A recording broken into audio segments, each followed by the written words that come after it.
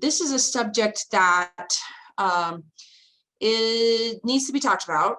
We need to understand the signs of suicidality, ideation of suicide, thoughts, feelings. We have lots of adolescents struggling. We have a lot of adults struggling. And I go through quite a bit of statistics in this and like what the risk factors are. And so, of course, there's a whole slew of some boring statistics, but they're actually quite interesting to me. But so those statistics are in this PowerPoint because they're all risk factors. So we're just going to kind of go through how to talk about suicide, risk factors, what to do about it a little bit. And then I'll share a couple handouts. Now there's about 3 handouts in this PowerPoint that Heather's going to send out to you. So if you miss something, don't worry about it. And then of course you can rewatch it, but you know, you'll have the slides with the video, but I'll talk about self-harm, which is a little different than suicidality. So it's a lot different. So of course the benefit is here. This is a little bit about the benefit. If you have the benefit, or if you know somebody that needs the benefit that you work with, our crisis line, 100% confidential. We have phone and video right now too, of course, through COVID. And the educational classes, I've started an anxiety program that will be continuously running all next year, continuously, one for teens and one for adults. So I might as well throw that out there. We'll get it filled up real quick. It's an anxiety program. So those are free educational classes along with these that I do. And I'm always doing 1 or 2 of these a month, and we're going to continue doing that next year. So if you have a subject that you need, you know, some help with, we always get feedback on those, and I can, you know, we can do a class on that and throw it on YouTube. Okay, suicide. This is, you know, definitely geared towards adolescents. Now, if you want to watch Brainstorm, that's about my adolescent book. It's called Brainstorm by Dan Siegel. So it goes into the adolescent brain. Super important to understand. And then we go into these risk factors. So of course, adolescents, second leading cause of death is suicide. Okay. Next to accidents. So let me get rid of my little side thing here so I can see the slide. So of course, here's a prediction for 2030, major depression will be foremost cause of global disease. 14.8 million Americans 18 or older will currently be affected by this depression. So these are our adolescents now, right? 10 to 24 to 26. I put adolescents as 10 to 26 in my Brainstorm. Dan Siegel puts it at 10 to 24, but the brain doesn't stop developing till 26. So that's, to me, you know, we're still developing. And so if we have underage drinking, if we have drinking, you know, in the 20s, if we have drug use, that's all going to affect the brain, and it adds to depression. So that's adolescent time. So when I'm talking about adolescent, so that's the thing is, here we go, 14.8 million Americans as adults will be affected. So 80 to 90% of people that seek treatment for depression are treated successfully using therapy or medication. Now with PTSD, with anxiety and depression, they are very treatable. So that's the good part about this. Of course, males, 75% are at risk. Many youth die by suicide with no history of mental services. So think about that. Many youth die of suicide when they've never had treatment. They've never had treatment for major depressive disorder or, you know, anxiety or anything. They've never been in treatment. So that's the thing. And most of those are males. So the males are the ones that don't seek as much treatment. And that's why I talk about shame in this PowerPoint also, because shame is big in this issue.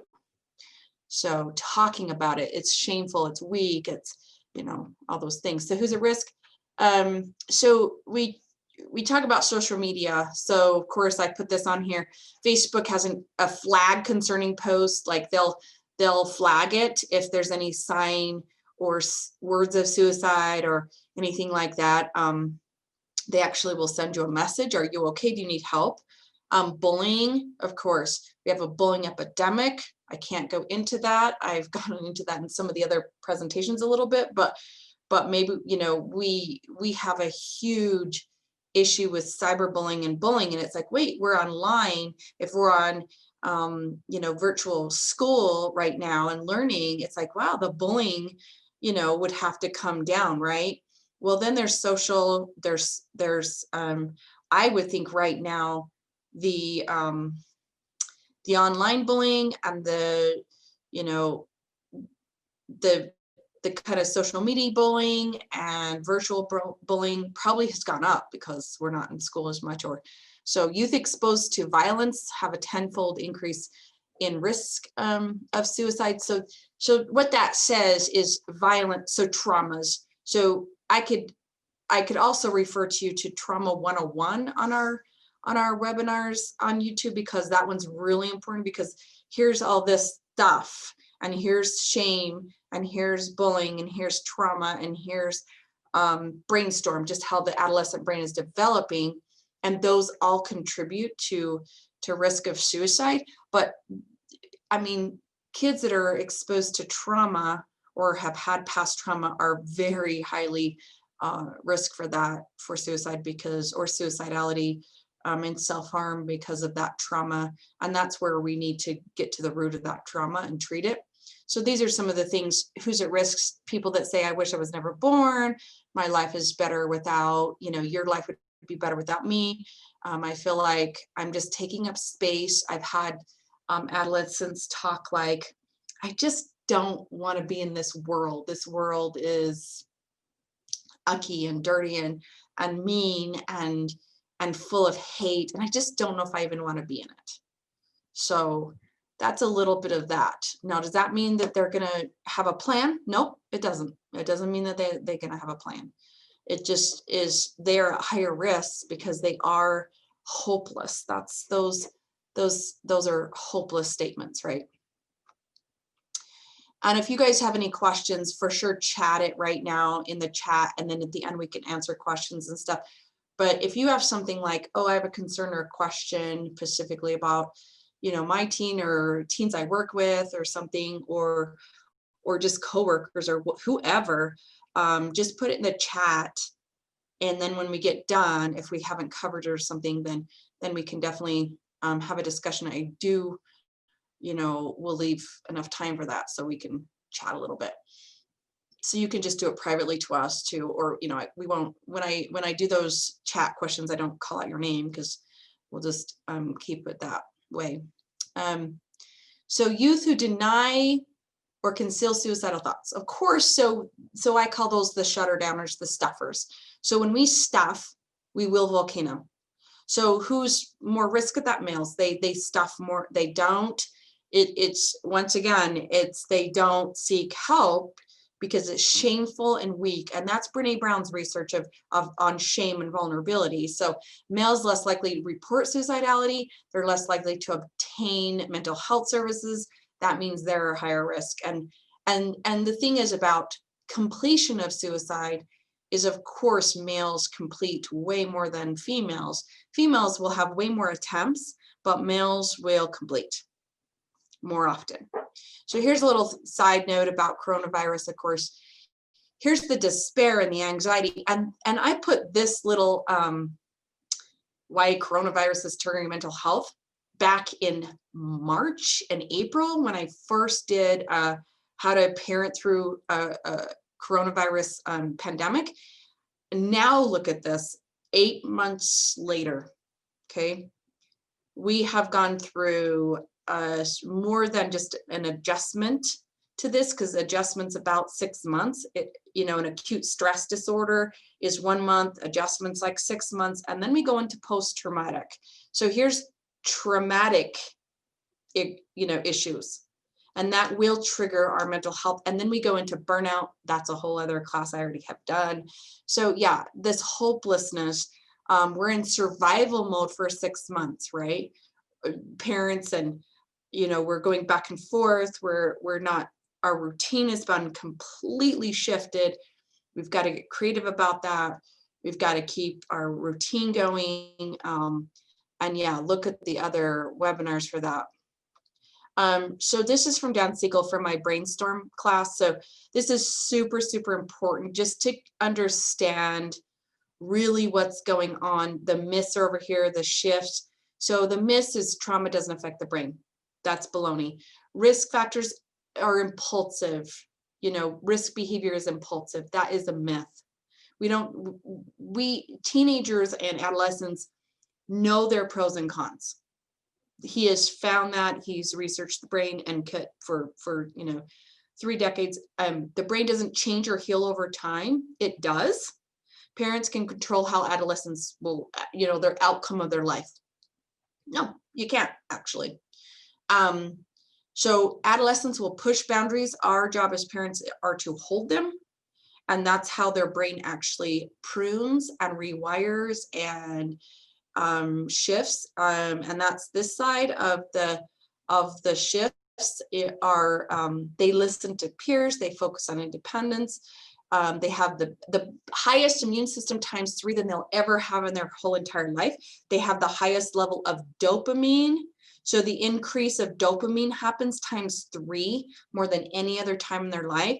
So what that does is, for example, boredom and idle time is deadly.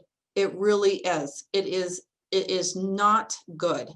So what happens is when we're bored, we want some more dopamine. As an adolescent, we have to game. We have to do this. We have to go, 80 miles an hour in a 30-mile-an-hour zone.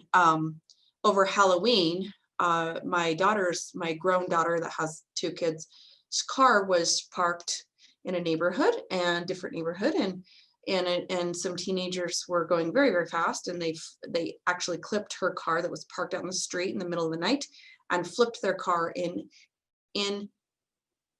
a suburb, neighborhood, just really close-knit houses, and flipped their car. They would have had to been going a very high speed, not 25 miles an hour. So, that high risk behavior, they have 3 times higher risk of dying in their adolescence from an accident or suicide. So that's where that's at. A little bit on that.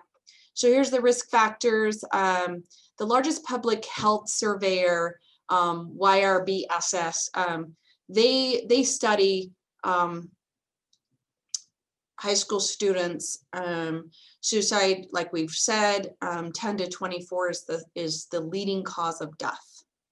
So these are the risk factors that youth have, and statistics of 2017, by the way, right here, this link was the last, and 2018 was their last publication on this. So 7.4% of students have actually attempted suicide 1 or more time during 12 months before the survey.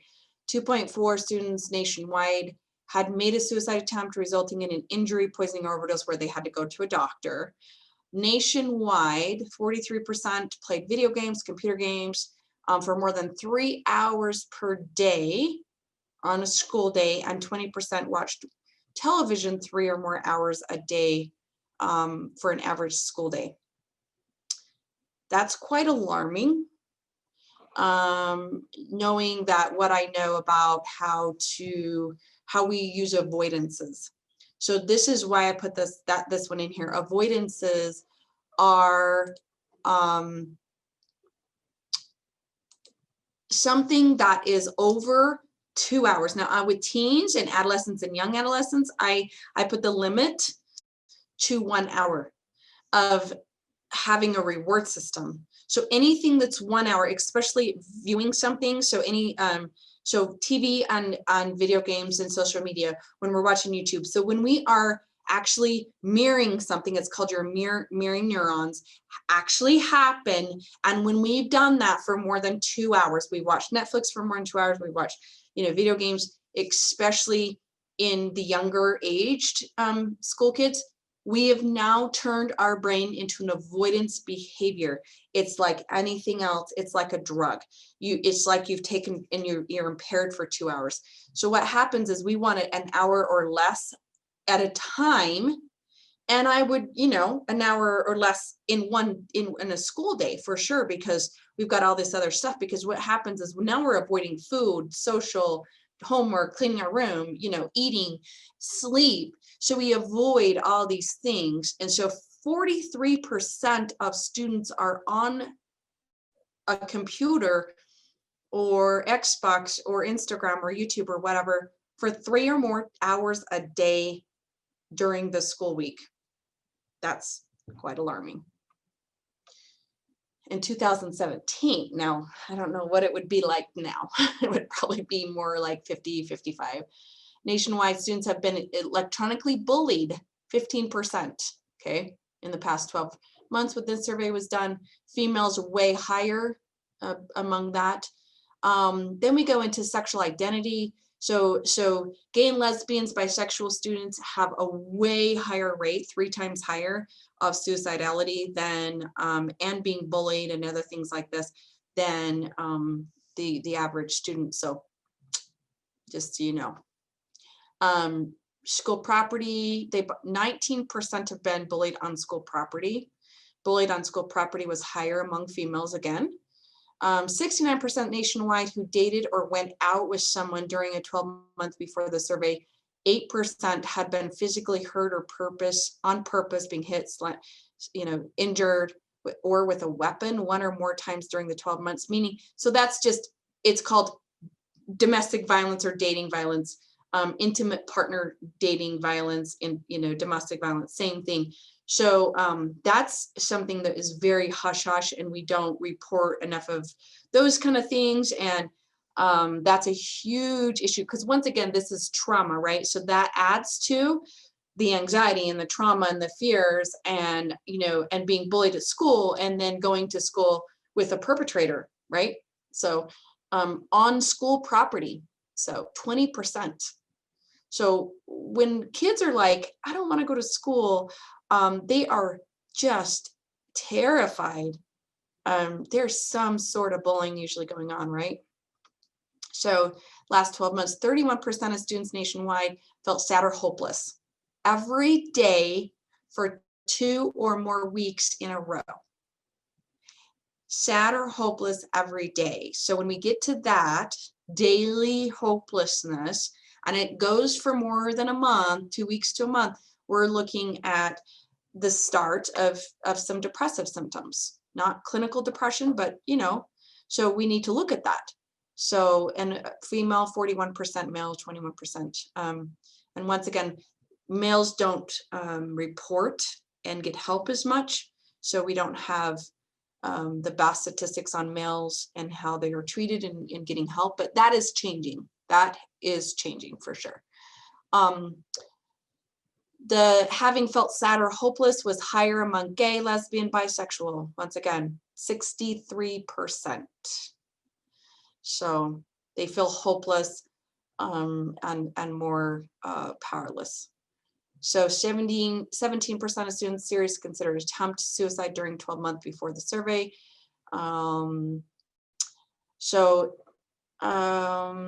This is about trends, having made suicide decrease during, so you can read that, it's a little bit, then increase during, so yeah, so we've had some decrease in some things for sure. Having made a suicide plan did not change significantly from 2015 to 2017. So it went down a little bit, like a point, right?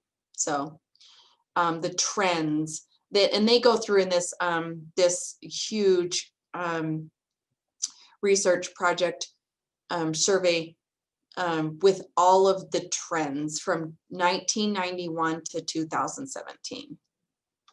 I won't tell you what date, what year I graduated from high school, but it was close to 91.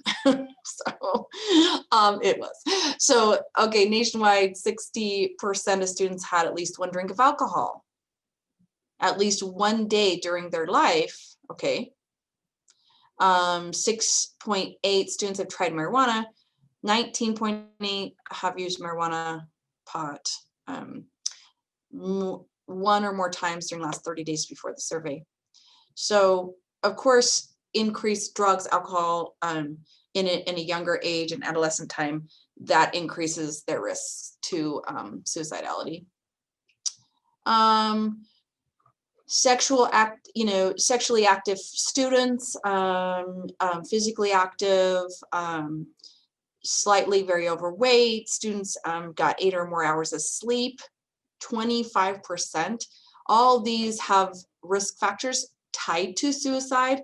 So sexually active kids may feel shame and worthlessness in times where that adds to their sad mood, or of course, because it's just, those relationships back and forth, their brain hasn't developed fully, understanding all this.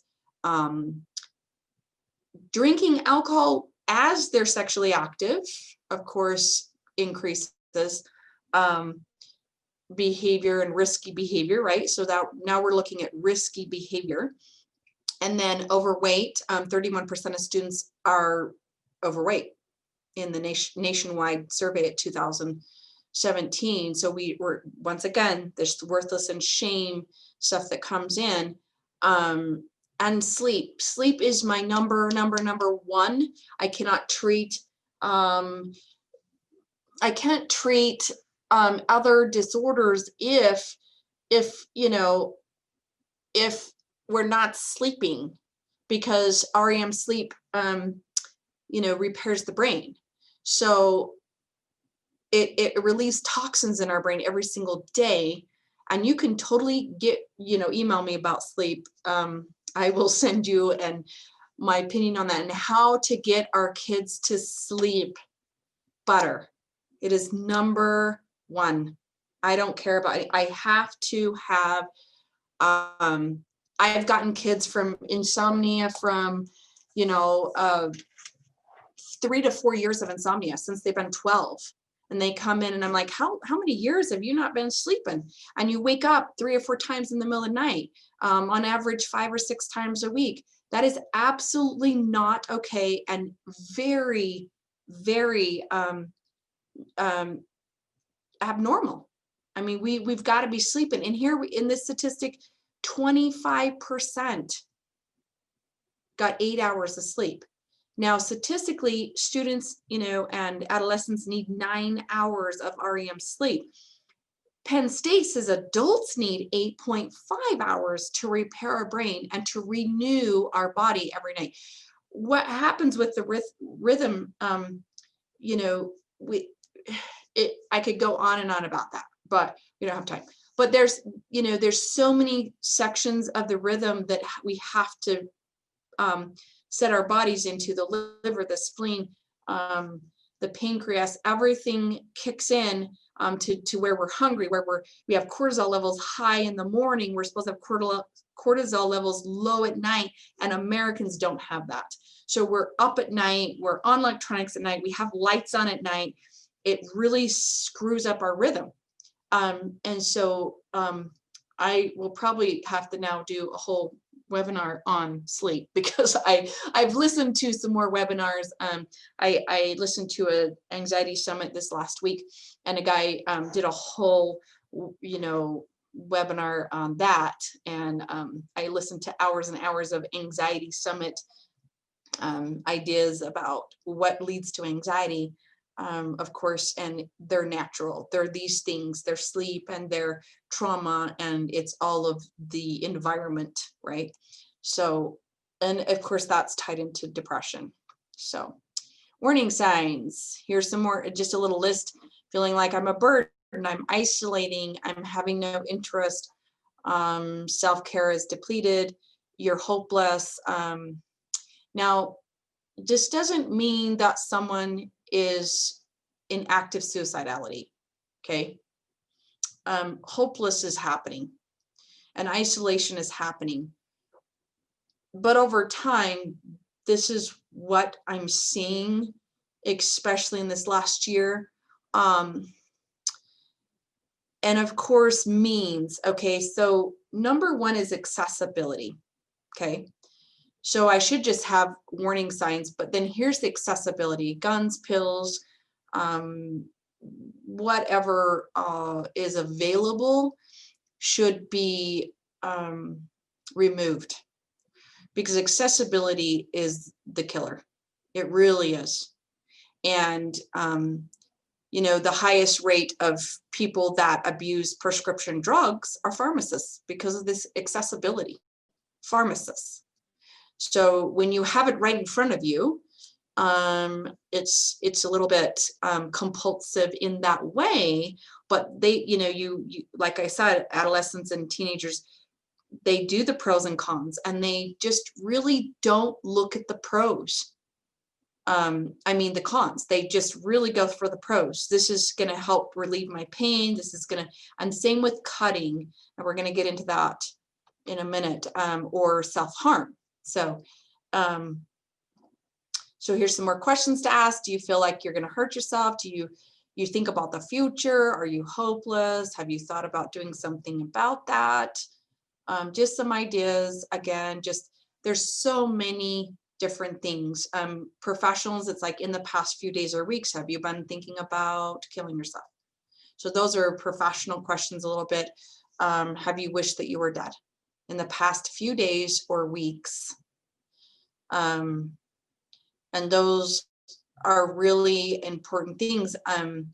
Right now, it seems like there's a lot of us that are just going into the hopeless stuff, right? Despaired. I can't think of, I mean, I've had several adolescents in session multiple times in the last couple months, mostly after we've kind of gone into this new school year with online schooling. Just look at me and with serious vulnerability and tears say, I just want to go to school. You don't know how many times I've heard that. I just want to go to school. I miss my friends. I just want to go to school. And that tears me up, because it's like, what? You know, like, and then there's other kids that are like, I don't want to do school at all, whether it's online or in person. I can't even have the energy. So that's the two sides. It's like, it's all the way over here, or it's like, I don't want to do anything because I just don't have enough energy. Then there's something else going wrong with that too. So, okay. So this is another slide about how to, skipped it, how to ask some questions. It's just there's multiple ways to do this. And so I put lots of ways to do it. But number one is like, okay, let's get some help, and we'll go through some of that next. And then how to keep lethal items out of their room, in person, you know, anything that people are at risk with a plan, and how to do that. And I've got all these attached, like there's about 3 handouts that will attach to this. And if I have time to kind of open them up, I'll go to them right now. But there is a whole paper on just self-harm. There's a whole paper on, okay, here's a suicide risk plan. So if you're in active suicidality, here's the plan. Yes, we have to keep everybody safe. Now, if we're not in inpatient, if we're at home, what does that look like? That means, you know, no one's alone. Number one, you know, they're not alone. But, you know, night comes and we have to sleep, and caregivers have to sleep, and, you know, everybody has to sleep. So it is really, it's walking on eggshells for quite a bit after someone has attempted to, or up to the point of attempt. And that's why I put in my Trauma 101 class that an attempt is traumatic, and it is listed as a trauma because it's so traumatic, and it's shame trauma, okay? And it's actively attempt suicide trauma. So just so you know, it's very traumatic when someone attempts and the family goes through that. We got to just call it what it is. It's traumatic. It's very traumatic for the child. And if any part of that gets shamed, now we have shame trauma. So that's not helpful. So listening, be there, listen carefully, find suggestions, knowledge, talking about suicide, may in fact reduce. Same thing with sex. We have this super there's like this bias and this myth that if we talk about suicide, or if we talk about sex, or if we talk about drinking at the party, it's going to increase their curiosity. That every single research, and every statistics show that that is completely false. The more we talk about it, the less risk the child has of attempting or completing. Same thing with sex. Talk about it. So how do you do that, right? Well, that's another class too. But like, how do we talk about these things? Talk about it. So I had a therapist teach me once about and she's now 24, about my teenager or something, but yeah, this be recorded, putting all over the YouTube, but just like, I learned how to state, and that, so many years ago, and with my foster kids, I learned how to state, not question, state, so you state things, I watched this thing about suicide. I saw this, I saw that, and you just state it. Especially, I love it to do those kind of things when I have my kids trapped in the car. When you have them trapped in the car, yeah, it's a great time to kind of just like, you know what? I'm good with talking about this. I'm stating this. And then it's like, hey, so when's the last time you knew of someone that was suicidal? Or, because we have lots of people around us, and there's lots of friends that this is happening to. I will never forget one incident of a client coming in. Let me back up a little bit. When I have a cancellation and you have someone thrown in that spot, it usually is like extremely important, because that person needed to get in at that time, right? And I have several incidences like this. This was one of them. I had an 18-year-old girl come in that was extremely distraught, and so she got to come in. She made the appointment, and then she got come in the next day because she had found her friend asphyxiated in the back of his car, and had completed suicide. Can you imagine the trauma, right? So that's long-term care. That's twice a week therapy until she's stabilized. It's in a severe trauma, but we've got to be talking about other people around us also, because it's a secondhand trauma, but it's a very close trauma to her. So there's other traumas going on that we don't know our kids are really going through. And holding all that in, just causes more stuffing. So now, shame cycle. This is why I put this in here. I've been talking about it the whole time. So this is just what shame is. The problem, look at these words: misunderstood, insecure, rooted, raw, inadequate, bullied, shut down, unworthy, unlovable, powerless, failure. Now, when I see kids under pressure and perfectionism, I'm telling you, that's the root of some of this. Perfectionism and shame and powerless and pressure all go together. And when you are in such pressure, what else do you have? You can use drugs, you can cut, you can have, unproductive, high risk behavior. And that's what leads to that. So watch your kids' pressure, perfectionism, and shame. Those things. Shame is a focus on self. I am a bad person. Guilt is I just did something bad. Okay, you know. So that's all Brene Brown's work, and I've got her referenced in the back of this webinar for sure. So this is my little list of just kind of an example of the difference between reactive and proactive. So reactive is fight, flight, or freeze. Proactive is up here. So frontal lobes. Reactive is just all fight, flight, or freeze. Like I said, it doesn't work. So for long-term behavior, so we're irritable and we're stuffing and we're overwhelmed and we're numb and we're raging. That's all back here. We're depressive, anxiety, fight, flight, or freeze, PTSD. It all just sits back here, and that's just you're in a flight, state, or a freeze, or a fight, or you're just in flooded. That's extreme state, but it's called our survival brain. So when we're in fatigue and burnout and shame and thinking errors, that's all survival. So we come up with, so they're called defense mechanisms. Thinking errors are a defense mechanism. So we overgeneralize and we jump to conclusions, and we're black and white thinkers, and there's 10 of them, and I have a whole PowerPoint on that, or a webinar on that also. But we deny. That's denial, and stuffing is a defense mechanism to trauma and hurt. So what the opposite of that is acceptance and connection and holding on, holding the hurt, meaning being in it instead of blocking it, because that's the opposite of numbness.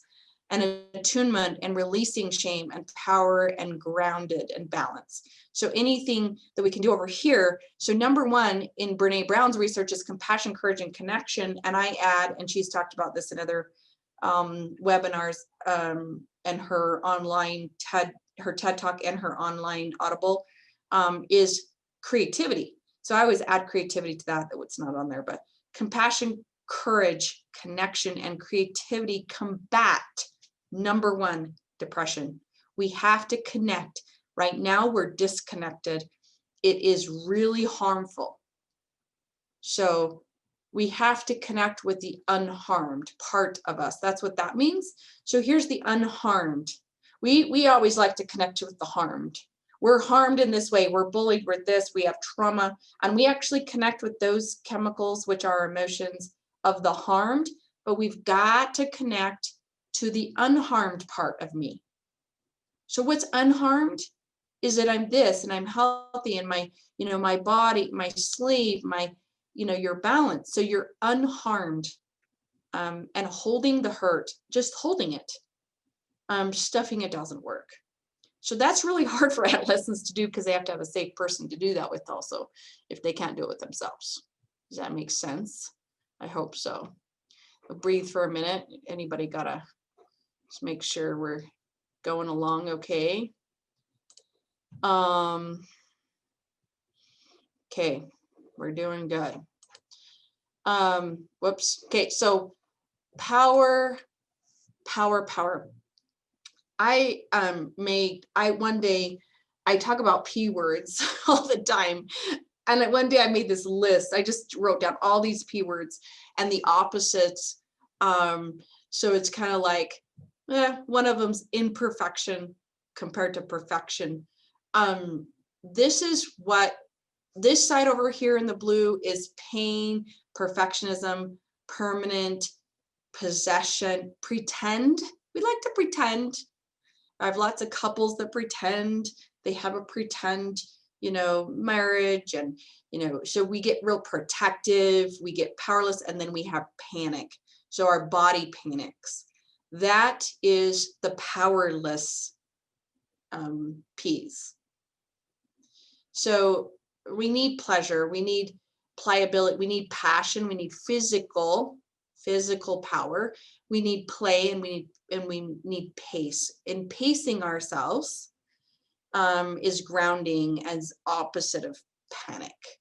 So when we pace ourselves, we're up here in our frontal lobes. We're not back here. So look at how many of these our teens are doing. And that's why I have this list. What kind of power do they have? And when I have them in the office, I make sure they have 100% power in everything. And that's why I have them be the boss, I call it. I do boss time. And when they're in my office or in the session, they are 100% power, 100% powerful, and they have power. Because anytime that, and I'm not perfect at it, but I try to definitely coach the parents in that it's their session and they have power. So when we disrupt that power, I see the kid just melt. They don't trust, they melt, they don't, wait, that's not what I wanted to talk about. Yeah, they lost power. So when I tell them that it's their story, they can tell me what they want. They don't have to talk. They don't have to say anything. They don't have to do anything they don't want to do. And this is not an interrogation. You would be amazed. But as a parent, they look at us, and including, I say me, because I got 3 adult kids, they look at us as an interrogation sometimes. That is not how we do this. We cannot interrogate. We have to just sit in their space. We have to sit in their pain. We have to sit in their pretend. We have to sit in their proactive, it's like, wait, so that should have been on the other side, by the way. Reactive should have been on that side. Proactive's on that side. So I'll fix that. So yeah, I just noticed that. So powerless, we have to sit in their panic. We have to sit in their space. That's it. We state how things are going. We don't ask questions in that way. We just state. As soon as we ask a question, it now is more of an interrogation to them and their brain. So physical balance, I've talked about sleep, diet, exercise here. Sleep's just number 1. If you want more tips on that to help your teen, there's just lots of things that you can do. I have magnesium. There's just bedtime routine that has to happen. This slide is fuzzy. I apologize. I know it is. I can't, I can shrink it down small, and I've got it from somewhere else, and it didn't come out very good. But it's basically talking about, here's families that have dinner so many times a week, and the lower risk of alcohol in their teens. So when we have dinner together, of course, as my family studies degree, there's lots of family studies, and that was number 1. It still is. Dinner time does a lot of good for a lot of different times and reasons. So diet, of course. So here's exercise. It is just what it is. We have to do it. So we have to move. So there's movement apps I have for smaller kids. You download a movement app and you just play it for 10 minutes and we move. So limit gaming. So here's the crisis lines. Of course, these are just the main ones. So I want to talk about that for a minute. So we have a 1-800 number. This is our main number here on this, but we have the crisis line I have on the front of this slide. Safe app. Okay, so I'm just going to move to that. Safe Utah app is something that everyone should have downloaded on their phones. Now go back to accessibility. Here's accessibility of things that we can hurt us. Here's accessibility to things that can help us. If we don't have accessibility to a phone number, we don't have landlines in our house anymore, most of you. So if a kid doesn't know what to do, how are they going to reach out? And it's usually late at night, usually. So I get limits and everything like that with their phones. I personally sit down with parents and talk about those limits. Now, if I have a kid that is actively just got suicidality of thoughts, but not a plan, I want them to have their phone and safe app because they can chat with anybody, anytime, anywhere. They can call a friend. Remember, adolescents are going to go to their friends first. Sorry, folks, times 10. They're going to go to them first, then hopefully go to you guys, so they're going to go to somebody else sometimes. And so safe app is just something great that Utah, started of here's a chat line. It's about any kind of issue, stress, you know, bullying, anything, suicidality. If someone else is in trouble, they can chat with someone on the Safe app and say, what should I do? I think my friend's suicidal. That's happened a lot. So make sure that's downloaded.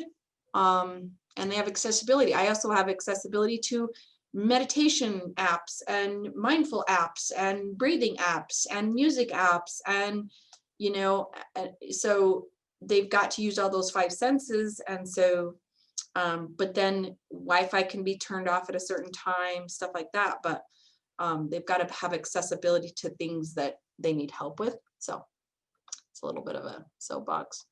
So here's some resources. So let me keep that up for a minute. Let's look at the chat and see where we're at.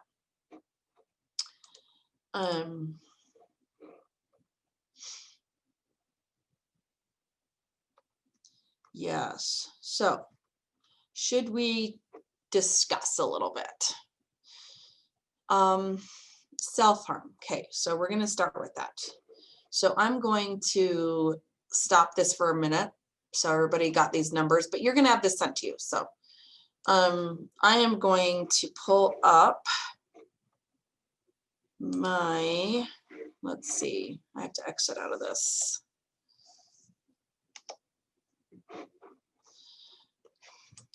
Okay. Self-harm.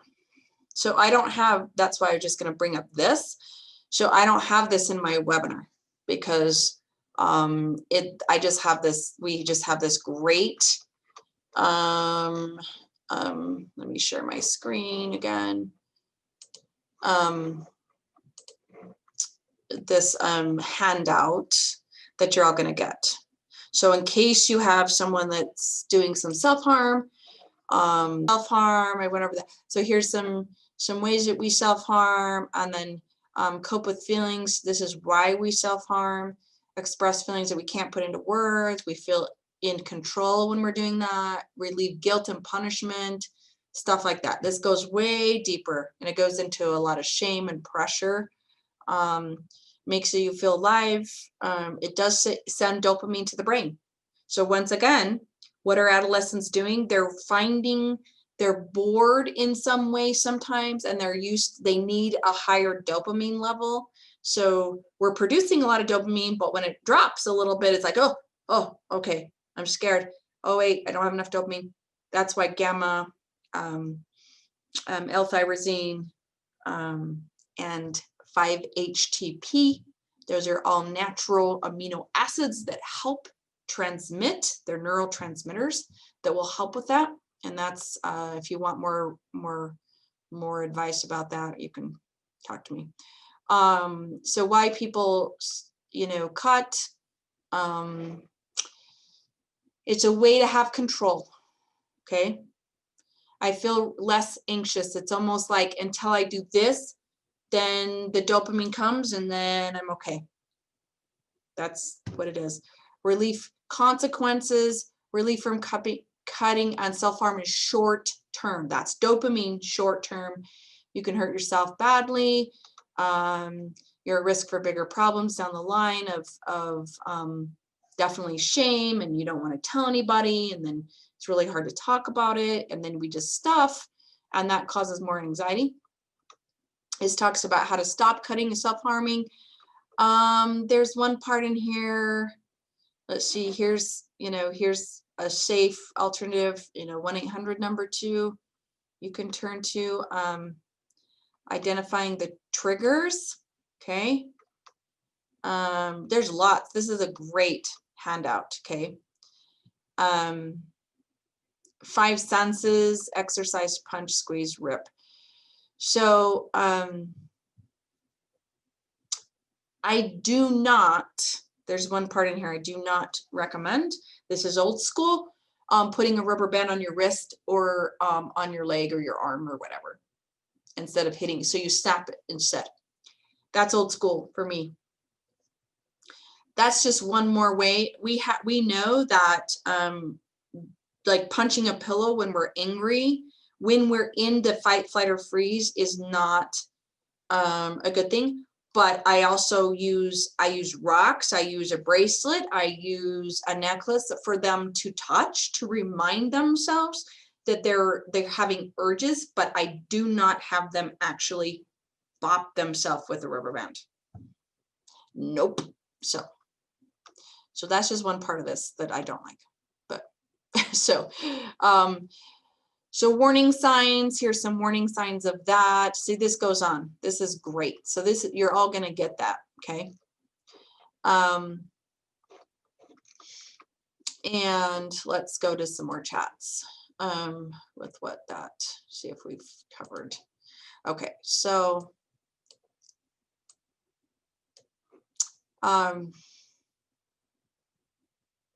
yes, talk about it. Talk about it, talk about it, talk about it. Talking openly about behavior, drinking, drugs, sex. Yes, open, talk about it. It's really tough. I mean, I don't know about you, but you know, my parents' generation and their parents, we didn't talk about stuff. You know, parents didn't talk about openly about anything to me, but they did their best, and they are, you know, so it's everybody's done the best they know how, and now we know a little more because you're in this class. Okay, to everybody, decided that COVID has actually been good for me and my kids. Okay, so I've heard this too, and I go over revamping our value systems with time, energy, and money. You're spending more time with dinner, with less electronics, with home, being home together. Yes. So yes, make a new value system for your family. What does this look like? I've had families go on a 30-day electronic, you know, fast, and I've only had, you know, honestly, I mean, it was like one family, and man, her teenagers and her, they did really well. But so sleep, anybody that needs more sleep issues, or talking about, email me. I mean, or just, or, you know, make an appointment. You can always make an appointment with somebody, but sleep is really, really essential. Okay. Does the Utah Safe app let aren't known if their child is thinking about killing themselves? Okay, so let me tell you about what the laws say about if someone is actively suicidal. I'm a mandatory reporter on child abuse, elderly abuse, harm to yourself or others. So if they go onto the Safe app, or if they, I don't know for sure how that is handled, but hopefully it's handled correctly. If someone is really actively suicidal with a plan, we need to call 911. End of story. So, and they may, for sure, because I mean, we have to, because it's mandatory. So anybody that's in the field, anybody that, so it's against the law to actually threaten suicide. Your teenager can run away, and it's not against the law, by the way. But 1 o'clock curfew is. So they can run away, and you can go try to have a cop pick them up at 1 o'clock because it's curfew. But if they threaten suicide, it's actually against the law. And we can't threaten suicide. So if anybody in your world threatens suicide, it's a 911 call. That's where I stand with that. So any other questions, concerns? So this is one of the handouts. I have a safety plan handout. I have a stop suicide handout. So let me see if I can hurry and pull up this and show you this real fast, the right one this time. Okay, so safety plan. So this is what you're gonna get. And so there is, in this last half is in Spanish. So here's just, you know, just a little 5-step, 6-step. Okay, this is the people I'm gonna call. This is what I'm gonna do to get my mind off of it. So they're distractions. I teach this, you know, it's like, what are your distractions? What are your 5 or 3 10-minute distractions you're gonna do? Jumping jacks, ice cubes in the hand is one of the best things that you can get all the time. Something cold, 5 senses, smells, taste, sounds. So yeah, music. anything that's in that realm. So let's see, where's my chat? Anybody else have a chat? So this goes through the 6 steps, and then a little bit of a, you can kind of type, write it out. So anything else? We're good on time. So you're going to get this handout. All right, I'm not seeing any more questions come in. So with that, I think we'll end it. And like I said, I will send out this recording and the references and flyers and stuff that Carol talked about. So just watch for that email tomorrow. And we will see you guys. Hopefully, Carol's doing this every month, so we'll have another one in December with a different parenting topic. So hopefully we see you guys at that one. Thanks so much. Bye. Thanks.